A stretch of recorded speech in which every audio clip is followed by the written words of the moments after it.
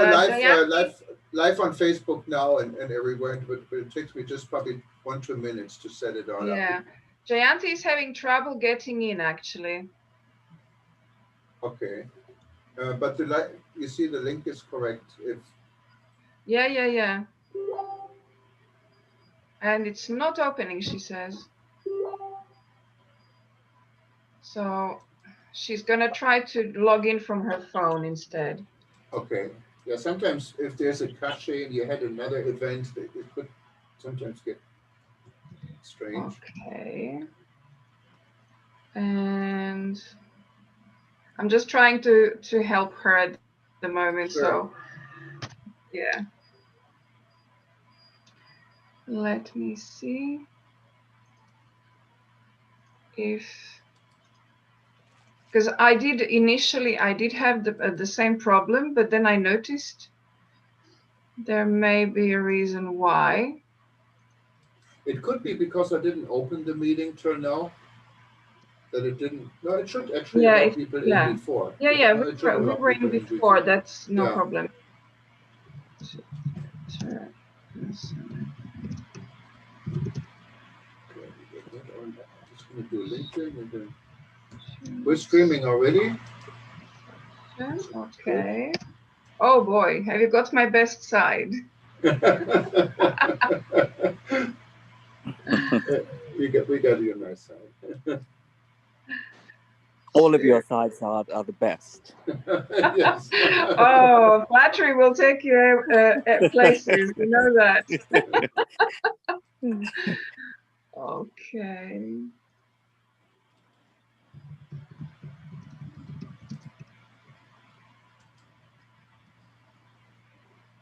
Okay, so we're in business. Whenever you're ready, we can start. Yeah, I'm just trying to explain to her because what I did notice, and maybe she's making the same mistake, at the time when I was trying to register, it would not actually do anything until I entered something into the questions section. Oh yeah, you have to fill it out. There are certain mandatory fields. What is the country?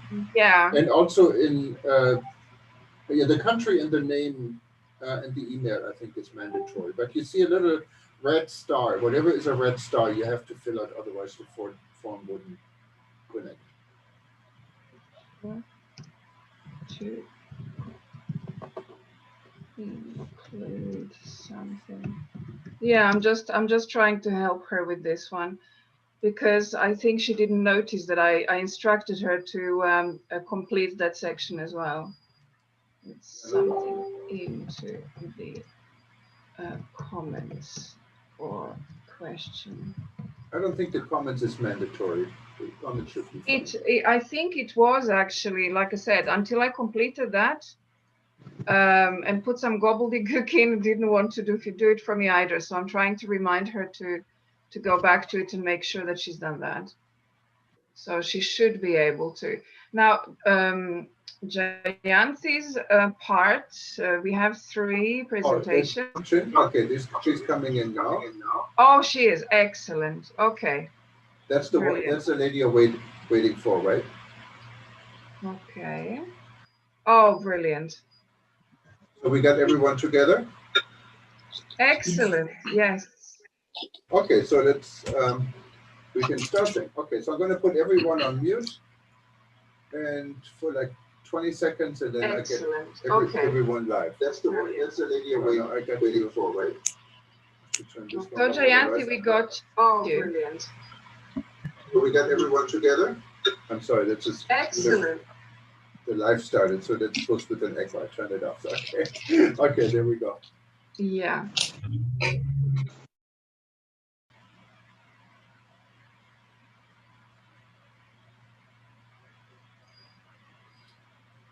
Good evening or good morning to some of you. My name is Jürgen Steinmetz, and I'm joining you from livestream.travel in Honolulu and eTopo News. We're today going all the way to London, and we're introducing in a minute Snežka Richter from Greenheart Consulting. Before we do, I just wanted to explain everyone this is the continuation of our lounge events in December for World Tourism Network. World Tourism Network started in March with the Rebuilding.Travel discussion during the non-existing ITB trade show in Berlin. And we're now in the process of structuring this discussion forum with a little bit more than 1,000 members in 124 countries into an organization or a network we can work with and specifically help the medium and small-sized businesses through this crisis and continue the conversation, of course, also after the crisis and with the help of everyone. WTN is meant to be built up from the bottom up. That means we have chapters, or we're establishing chapters. I think we have about 11 right now. And these chapters are literally supposed to work independently under the leadership of someone in that region. That could be in a country, that could be in a city or in a region. And then we have interest groups, and interest groups are very important. These are international travel professionals that come together and discuss various interests. We have, if you go to the website, community tourism, culture tourism, economics, education, fashion, and so forth. So everyone who is a member can start an interest group and also can start a chapter. So I hope you joined us already. If you didn't, just go to wtn.travel. You can sign up. We have both free and paid options, and we would love to have you here. Without further delay, I'd like to introduce Snezka Richter. I hope I pronounced this correctly. She's from Greenheart Consulting in the UK, and I give the floor to her, and she will tell us. She brought a panel, I think, and she will tell us what she's doing tonight. Thank you very much. Thank you very much, Jürgen. Yes, there are three of us here today presenting. We had you, considering that we're very conscious of the time limits as well. So we have decided each to create a small presentation and to try to tell as much as we can about the subject. And of course, I am going to try to share the screen here so you can see my presentation. And I will also introduce my panel before I continue. So let me just try and share. So here we go. Let me see.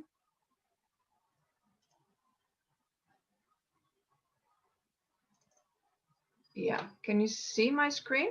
Yeah, we see you fine. And don't worry about the time that much. We're flexible. There's nothing coming after you. So okay, okay. That's great. So, okay, so I would like to mention that, of course, here, as you can see, we're going to be talking about inclusive sustainability in practice supports the UNDP Sustainable Development Goals and is essential to their success. So obviously we're briefly looking into it today. Now, as Jürgen already introduced me, I'm the founder of Greenheart Consulting, and I'm also a Green Globe accredited auditor. As a board member of Skull International London, I also advise on sustainability and social media issues. So at Greenheart Consulting, we provide advisory as well as training in travel and tourism. The focus is on inclusive sustainability and responsible and regenerative development to small and medium enterprises and destinations. My travel and tourism industry experience extends over 25 years of practice and includes lecturing in travel and tourism as well. So we promote inclusive sustainability by implementing lasting change through all aspects of our activity and leading by example wherever we can. And as a result of that, our mission statement is very simple. Do good by being the change you want to see. To make this happen, 10% of all our profits after tax are earmarked for projects we support. Of course, joining me today are my friends and colleagues, Elisabeta Milanovic-Glavica and Jayanti Iyengar, who are both dedicated to sustainable and responsible development. Elisabeta is Managing Director of Central Podravina Tourist Board in Croatia, who is an experienced travel and tourism professional. She will introduce her region briefly and talk about examples of good practice, implementing educational seminars to support and motivate tourism stakeholders in her region during the pandemic, and the implementation of cultural tourism as part of their commitment to sustainable tourism development. Jayanthi is a well-being coach from Delhi in India with over 17 years of experience in the travel and tourism industry. She is a sustainable and responsible tourism professional for all these years and well-known environmental activist in her home region as well. She will introduce us to the benefits of implementing emotional well-being in all aspects of life and business. So, anyway, we have a crisis. A pandemic such as COVID-19 is clearly a result of us encroaching on our surrounding environment. Experts such as primatologist Jane Goodall and epidemiologist Tira Smiley-Evans are quite frank about this, as you can see. But we also know there are thousands of such viruses that could cause another pandemic in the wild, in nature. And will we actually see another pandemic in the next 10 years? So, in my view, if we return to business as usual, we definitely will. And that's not a matter of if, it's a matter of when. Of course, there are many other factors that could cause a crisis, either natural, political, economic, or other. But here we show the example of major causes which have supported the creation of this pandemic. So the question is, how can a business or destination become sufficiently resilient to survive such a crisis? And how do we really weather a storm? More so, how do we actually prevent another one? And I would like to start with our business as usual. So the typical goals of a business or destination or a wish list, so to speak, based on an extraction economy, we have right here. But is this achievable if we continue with business as usual post-pandemic? Not in my opinion. So here are some examples of what type of goals a business or destination should implement instead of this, and how to take steps towards being based on inclusive sustainability, which relies on regenerative qualities. Such change requires quite a serious shift in mindset, determination, persistence. Most of all, it requires commitment. It also means taking action swiftly, because climate crisis urges us that there is no time to dwell on long-winded plans. It also means that every member of your team must be on board and ready, of course. So, sustainability, what is that anyway? Because in my opinion, it's an overused term, yet many only barely know what it really means. Of course, I'm sure that everybody present will have had some interest, so they will know. But the actual original concept of sustainability can be traced back to the German tax accountant Hans von Carlowitz in the 17th century, and it was applied to forestry. So it's not something that started yesterday. And obviously here we have the definition of sustainability. That is a definition that's widely accepted.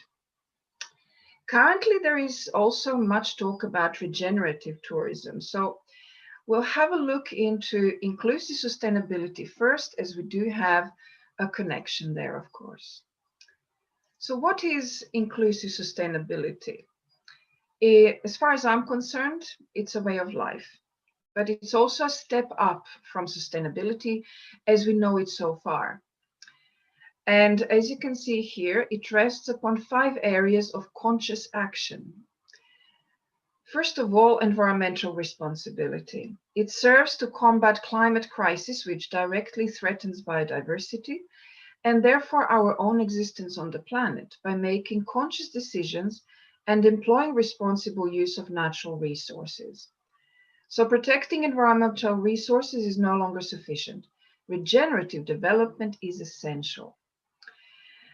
Then we have integrated community or society. It serves all members of community, regardless of racial, ethnic, religious group, gender, sexual orientation, ability or disability, age or species.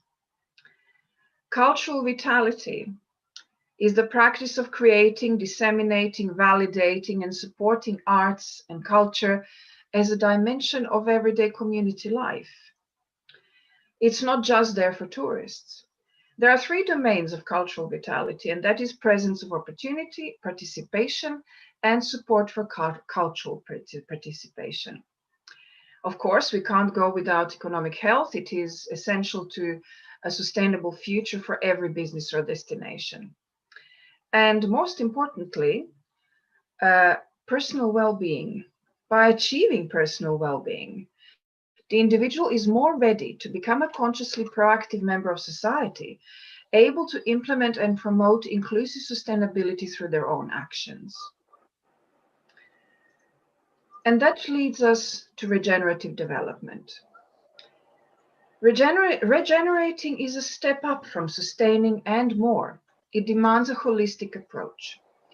So regenerative development supports the SDGs, which have been adopted by the UN in 2015. No, if you listen to half these people and how they do their presentation, So, wanna of laugh. course, it would have been Their good if knowledge our is- government had done more to fulfill their commitments to SDGs.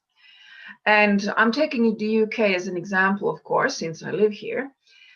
So UK has one of the lowest rates of awareness of SDGs in the world, which I find quite unbelievable, but it's true. A 2019 global poll by Ipsos Mori held in 28 countries found that only 13% of adults in the UK were familiar with the SDGs, compared to an international average of about 26% and a high of 55% in India. Unfortunately, the UK has made little progress on these commitments to the SDGs. Now, of course, some delays are understandable, as we have seen an unexpected general election, a change of government, the UK's exit from the EU, the infamous Brexit, and the devastation of the COVID-19 pandemic. But these events are insufficient for a valid excuse. How does it make a difference? So, years ago, we taught our travel and tourism students the importance of minimizing negative impacts. Well, this is no longer enough. It is also no longer possible to stop climate change. We know that for a fact now, but we can slow it down. Now we have to plan and implement regenerative development as part of the sustainability process. And in this process, we must be all-encompassing and inclusive. And this is obviously our connection between the inclusive sustainability underlined by regenerative development. We really could talk about this for weeks, but I'm very conscious, of course, that we can't keep you here forever. So we're just touching upon the subject. And what action can you actually take to implement inclusive sustainability and regenerative development? Well, every business or destination must take action to become accountable, resilient, engaged, and restorative. This is the basis of regenerative development. And of course, here are some examples of action steps you can undertake. Starting from, for example, generating increased prosperity and health of human and natural environments, via commitment to water self-sufficiency. What is really, really important is building trust among all stakeholders in a destination or as a business in your local community. So you want to become a champion for implementation of well-being policies where you are or in the destination that you serve. And of course, well-being, even happiness, are measurable values. So it is important to implement well-being metrics in the business or destination recovery plans. So where did this well-being come in?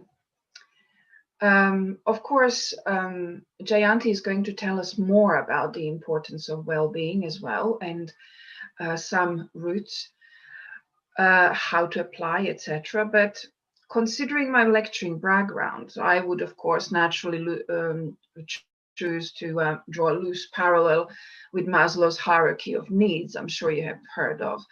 But there is more, of course. In August 2011, the UN signed a resolution on happiness towards a holistic approach to development. And in April 2012, the high-level meeting on happiness and well-being, defining a new economic paradigm, was held. Most of us have heard by now about Bhutan, famous for their gross national happiness, or GNH. It includes an index which is used to measure the collective happiness and well-being of a population. It has been part of their constitution since 2008. New Zealand is another example who takes it so seriously. Their treasury uses well-being screening tools to allocate departmental budgets. But how does it relate to inclusive sustainability and regenerative development? Well, you can see obviously here from just a basis that I tried to show the correlation between feelings of well-being being absolutely essential. First of all, to the overall health of an individual. Once we have achieved the personal well-being, there is an openness, a greater openness and increased consciousness to lead to act towards actions in regenerative development, which in turn then underlines inclusive sustainability. Well, until we start educating at the most basic level, from kindergarten onwards, throughout the entire education system, and as a former lecturer, I am absolutely championing education, we will not succeed to create a lasting change towards a regenerative mindset, which becomes deeply ingrained in society, where ingenuity or recycling, reusing, reapplying materials and material items becomes fashionable and commonplace. We cannot succeed. But there is hope with young individuals pushing the tide, such as Greta Thunberg.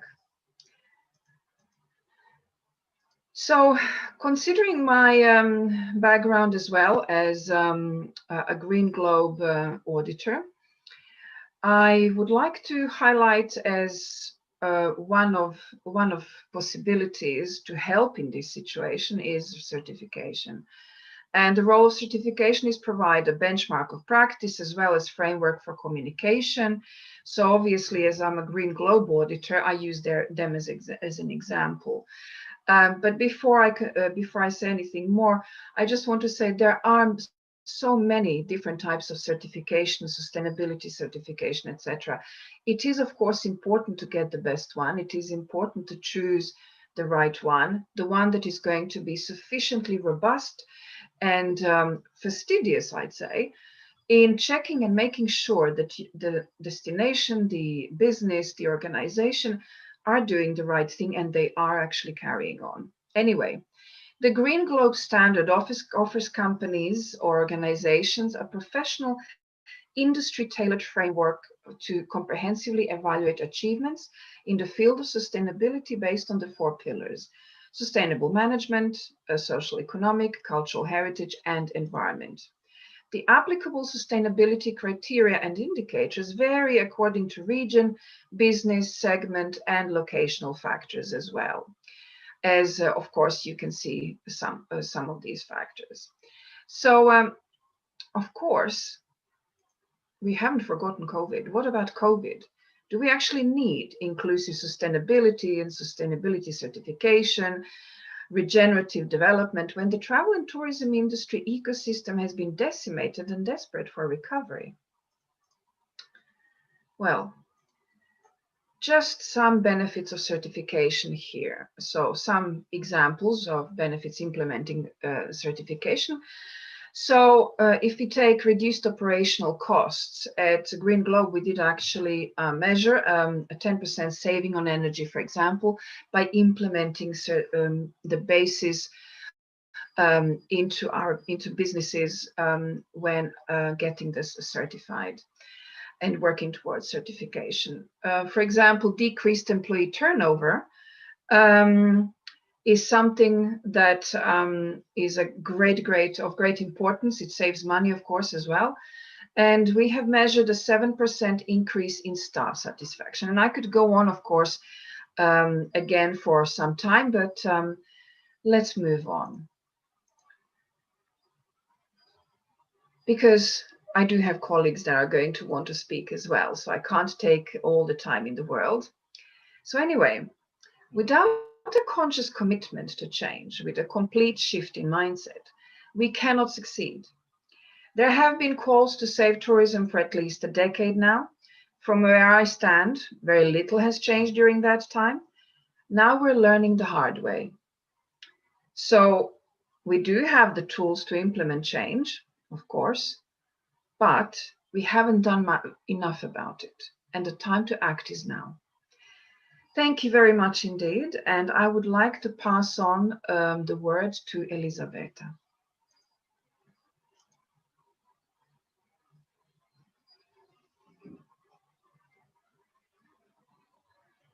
Elisabetta, you're still on mute.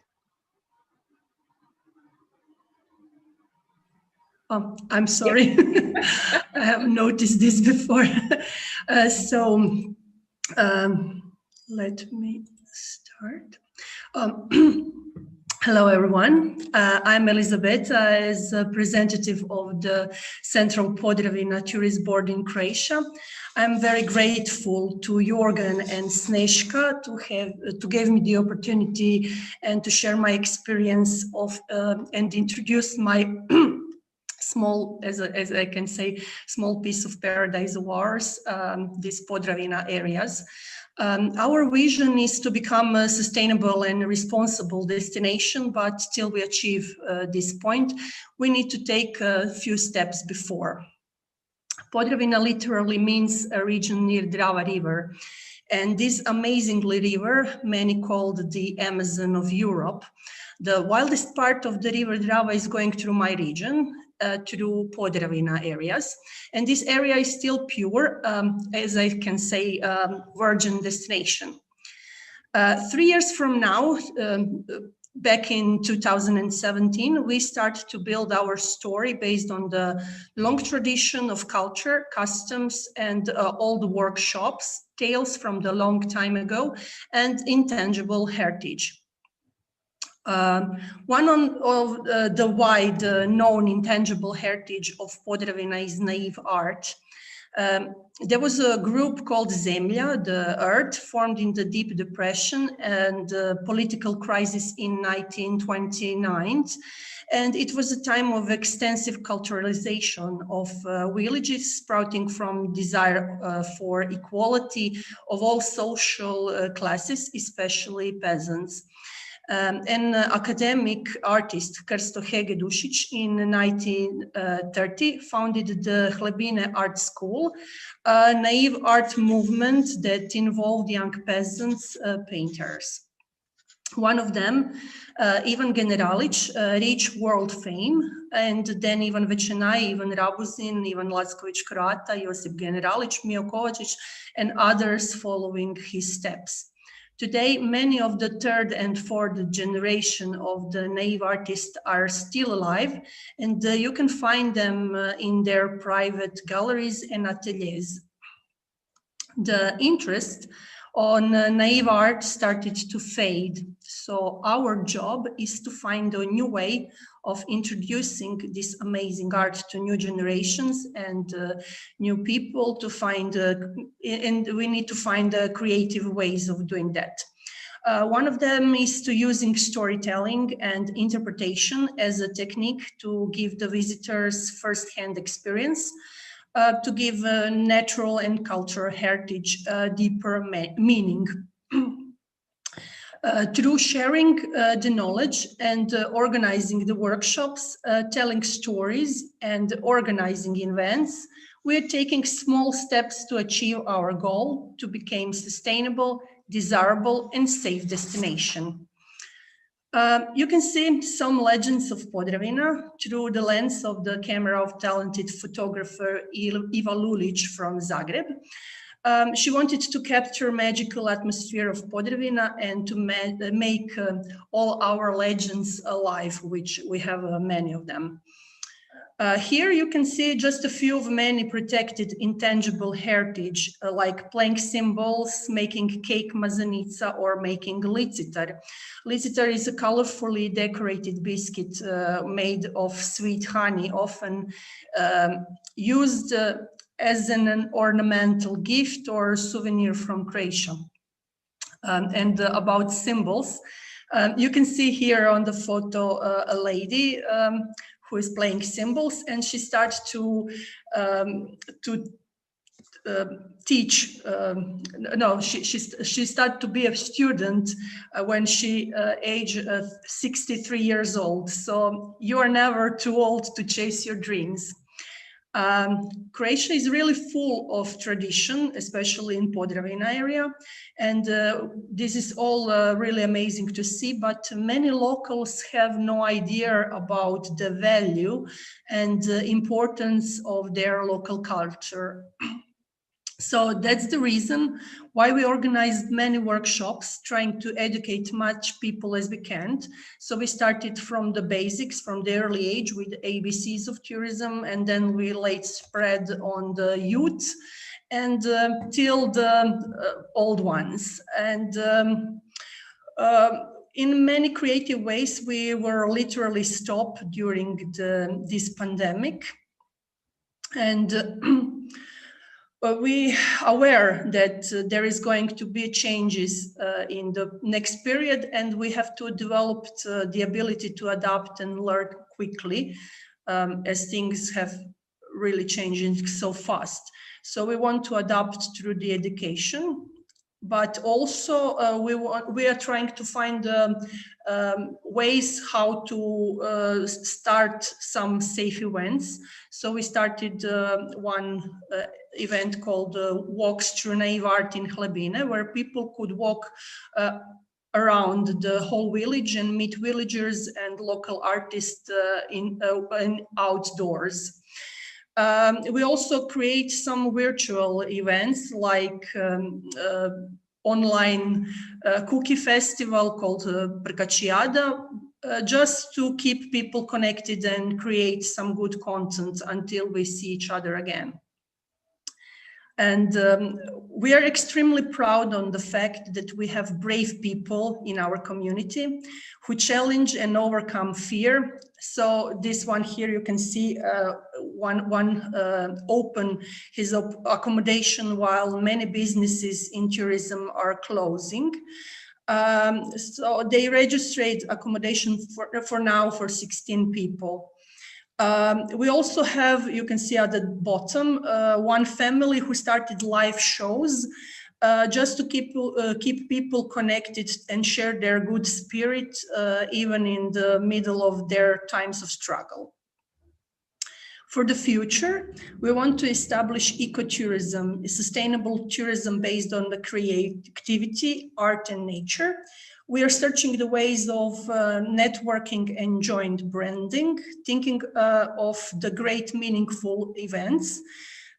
We want to achieve customer service excellences, and we would like to prepare all our partners for the certification in sustainable tourism in these following years. We are really positive and optimistic, and because we are, just new destination, you can feel safe here in Podravina. You can join our artists, enjoy in beautiful natural environment.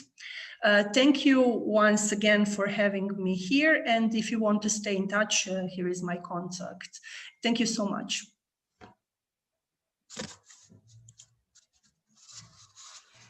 Thank you very much, Elisabetta. And of course, I must say I'm extremely proud of the fact that a local destination that is actually attached to my hometown is working so hard to build a sustainable destination. And of course, just like you mentioned, Elisabetta, Central Podravina is practically a virgin destination, almost unknown, and it's something that you can really reap benefits from.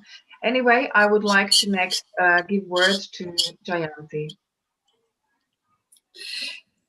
Thank you very much. My name is Jayanti, and I should thank Mr. Jürgen Steinmetz and Snezhka Richter to give me an opportunity to speak on what I perceive as one of the most important aspects of particularly keeping in mind the global pandemic, that is well-being. I'm not going to share the screens, so Snezhka, if you could do for me, or I would be grateful to you.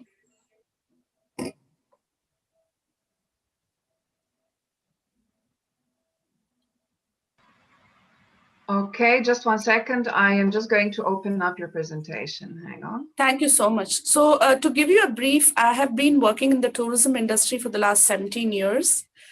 I don't know if Ms. Steinmetz remembers me or no, but we have been in some common platforms together. I have been very focused on responsible and sustainable tourism. I had formed a consortium of responsible sustainable initiatives from India and from the Indian subcontinent. I had presented them in various platforms outside India, in many international travel events and exhibitions, particularly ITB, WTM, etc. I got many tour operators from international fraternity to get interested in some of these initiatives.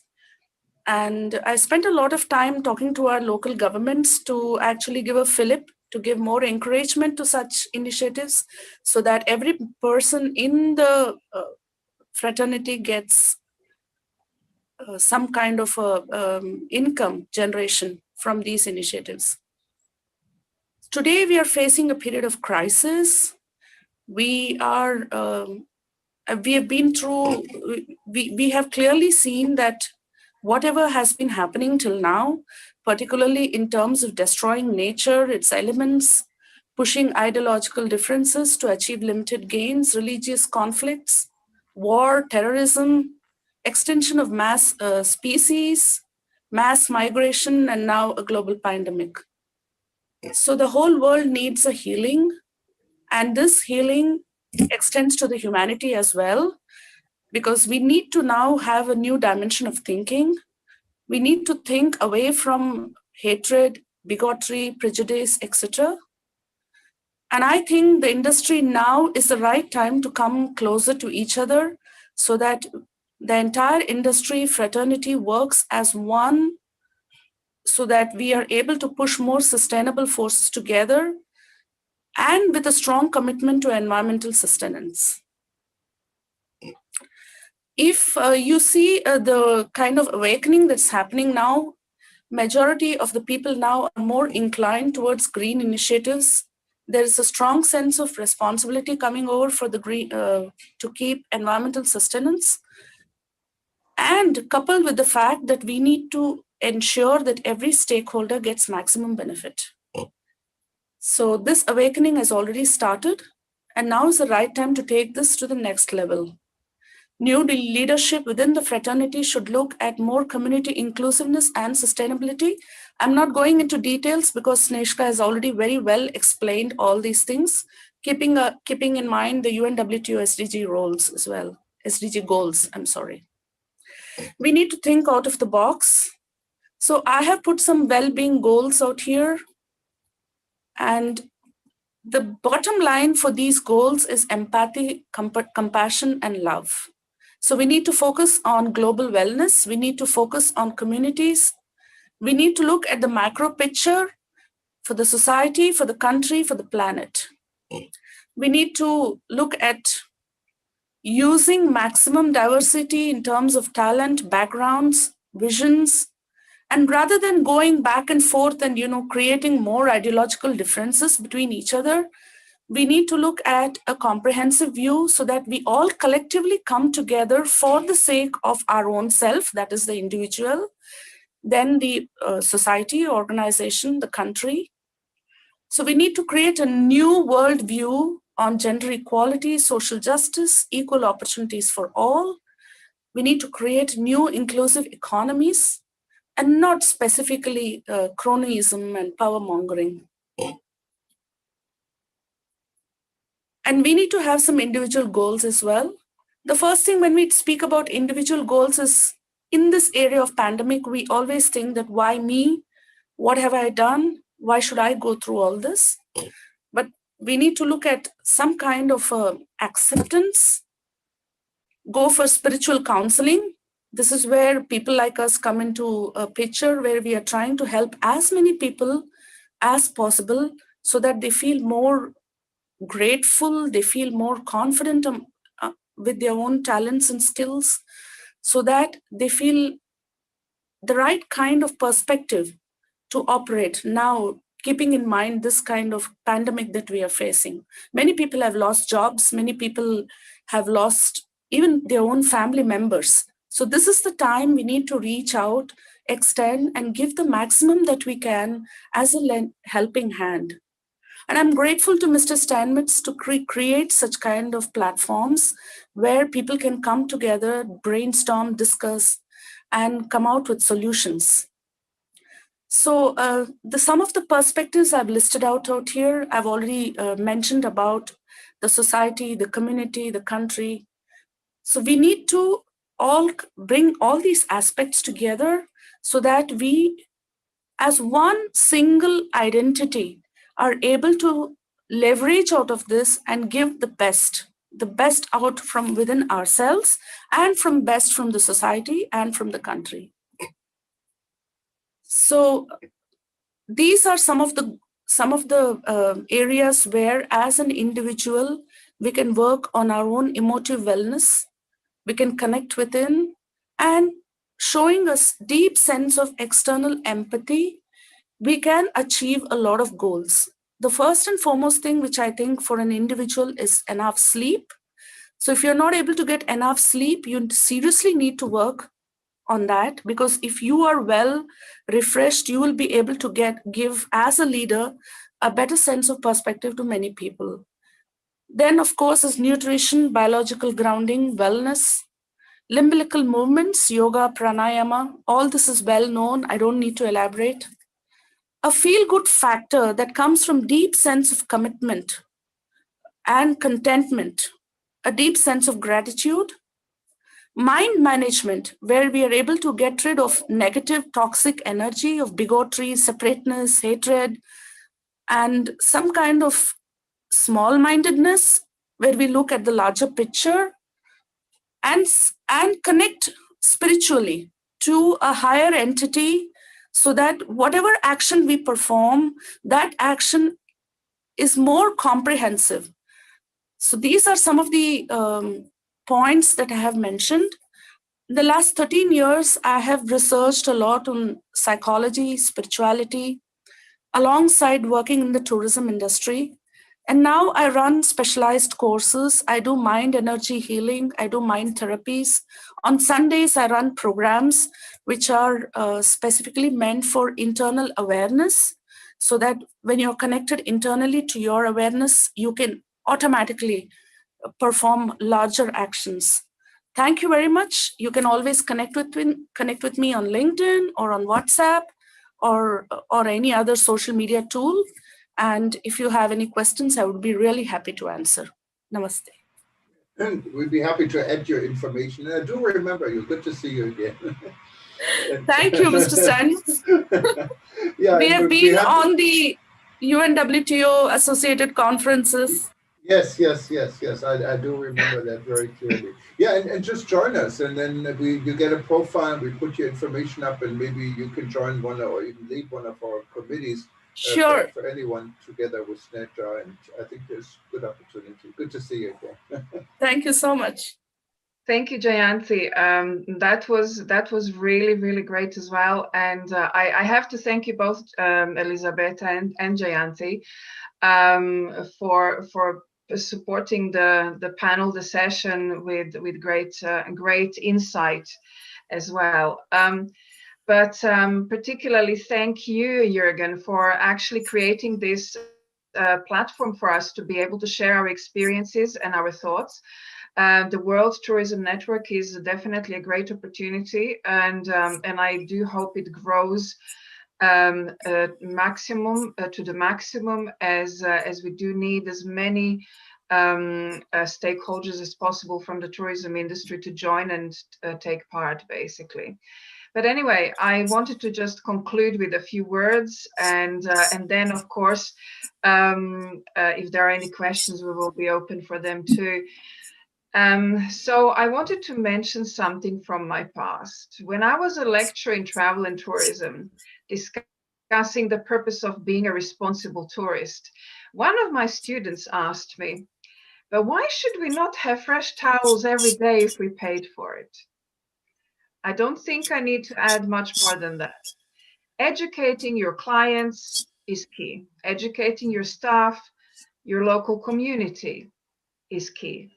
Of course, we must be supported by policy change. If you have to educate your policymakers, your local governments, ultimately it is education that is the greatest tool that we have to influence change, which will support regenerative development and help us not only to build resilience and overcome crises such as this pandemic, but provide us with the tools to enrich the destinations we serve and aid the local communities to flourish, all with a mission to support the survival of our ecosystem called Earth.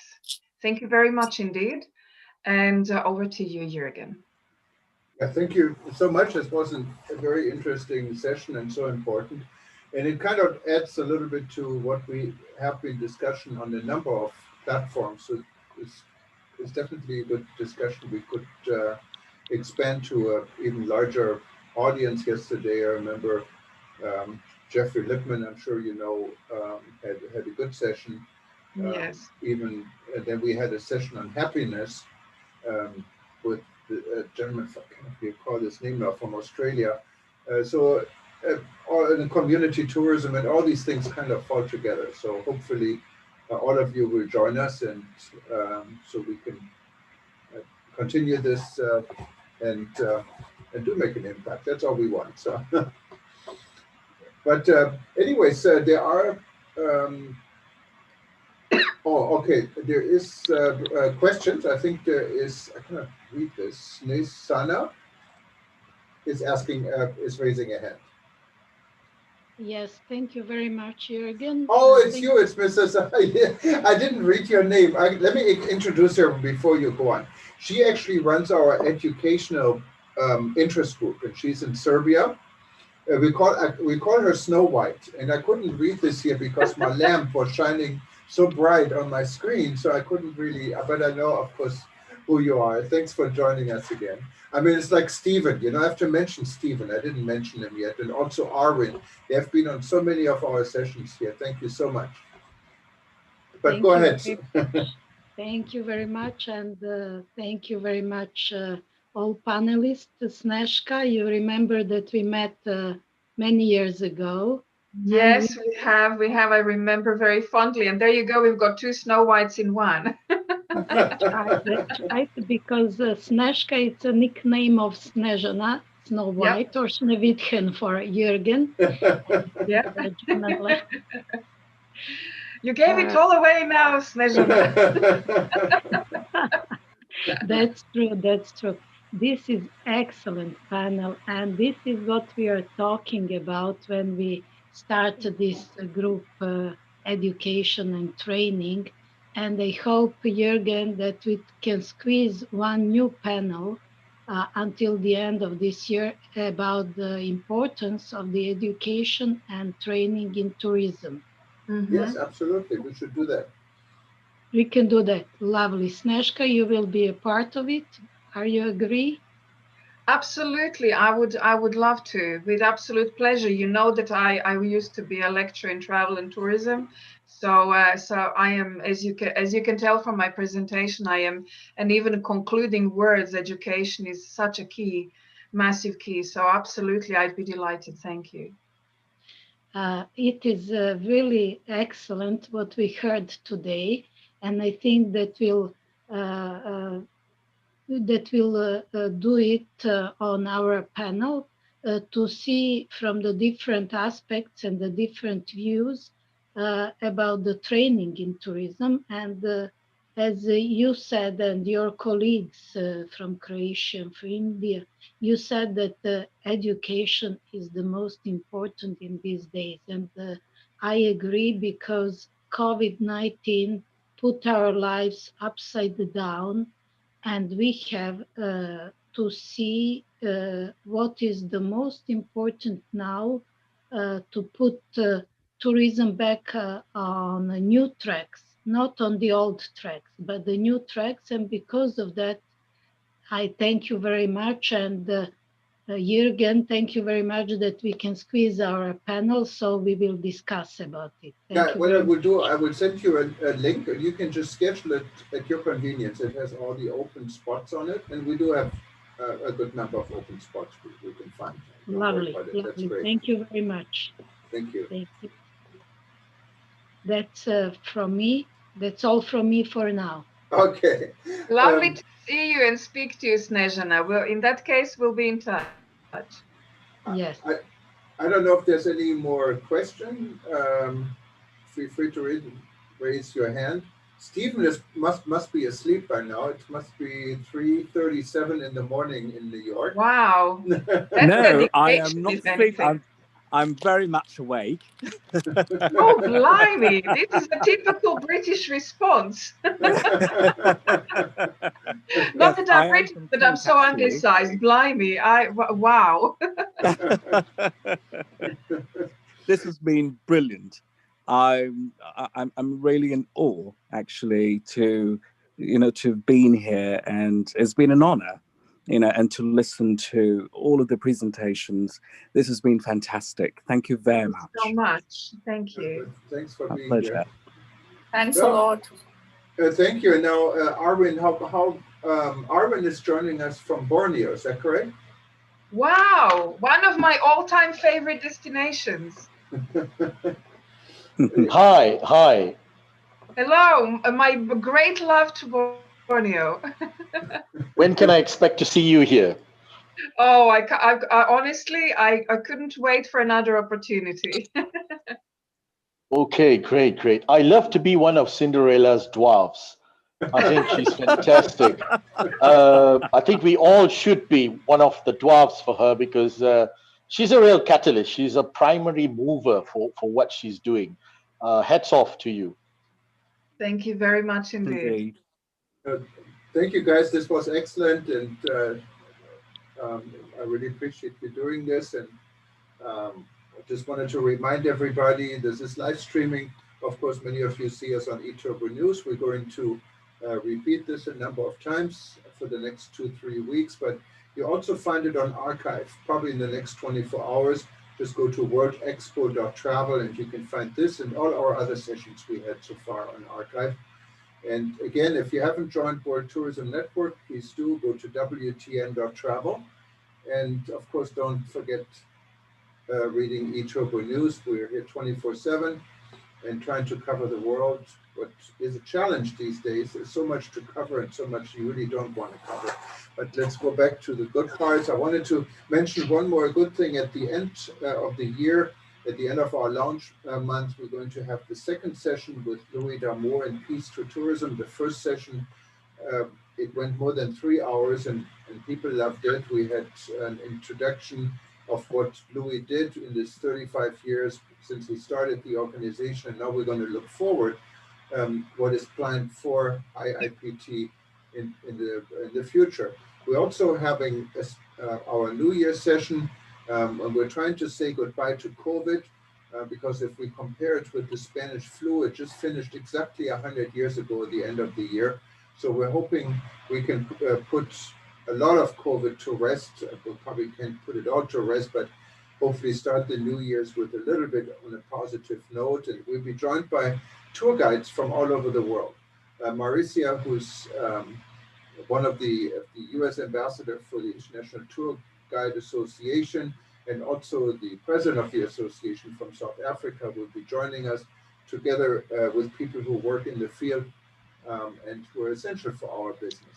So Good night from Hawaii. Good morning to you guys in Europe, I guess, and good afternoon to Borneo. We'll be back tomorrow morning, our time. We have 2 sessions coming up. You probably like the session Mona is preparing for Jordan, and she's saying Jordan is the most healthiest place on earth. So just go to WTN.travel, click on the upcoming event, and you can register to actually attend it live, and then you can also ask questions. Good night, guys, and thank you again. Aloha from here. Thank you very much. Thank you, and thank you for the opportunity here again. No, it's my pleasure. Definitely looking Thank forward you. to, especially to the new year. I was a tour guide before as well, so that will be more fun too. But a goodbye to COVID would